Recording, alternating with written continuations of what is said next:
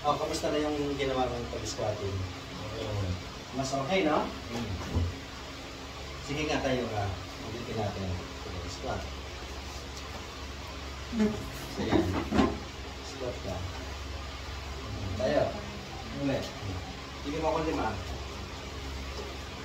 Sige, 5. Yan. Sige. Sige. Bilis na. Oo. Mabilis na, no? Gawin mo lang yan, sir. Gaganda yung iyong blood circulation. Pag dumali ng maganda yung dugo mo, nasuklayan niyang paa, lalakas po yan, nawawala po yung pamamanhid. Na, gawin niyo po araw-araw. Ano po? Siguro mga sa umaga, tsaka sa gabi. Na? Oo. Okay, sige. Sa ano tayo ngayon? Sa kamay naman.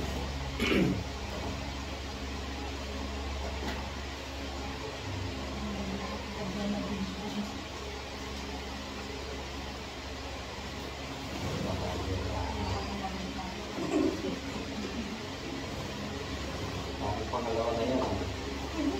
Ulit.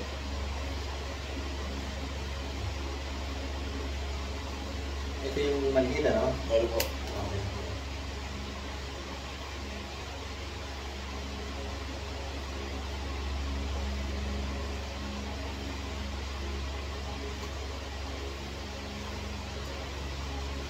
Pero yung lakas ba ng bago? Yung lakas ko na? Hindi naman. Hindi naman, malakas pa rin. Kaya lang manhid lang siya. Oo, ayun ka. Okay, yung manhid kasi ibig sabihin ng kulang kasudaloy ng dugo. Pag gadaluyan po ng dugo yan, wala yung pamamanhid. No? Oo. Okay. Ayan. Okay. Okay.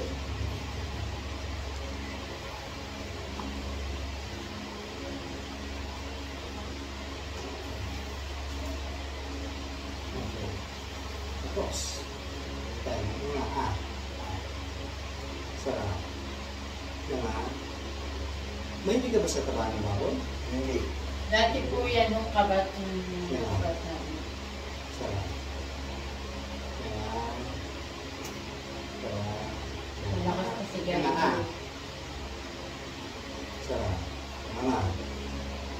Sarap. Nga. Sarap. Yun. Isa pa. Todo.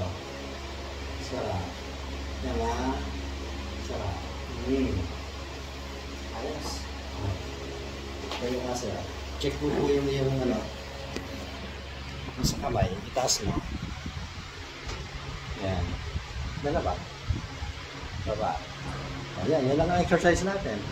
Umaga. Taas mo lang ng ganon. Tapos sa gilid. Parang yung parang bata.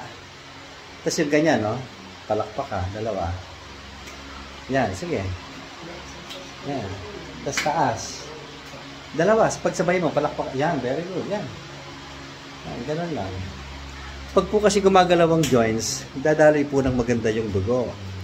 Yung mga blood vessel kasi, nasa likod ng tendons. Yung tendons, nasa mga joints.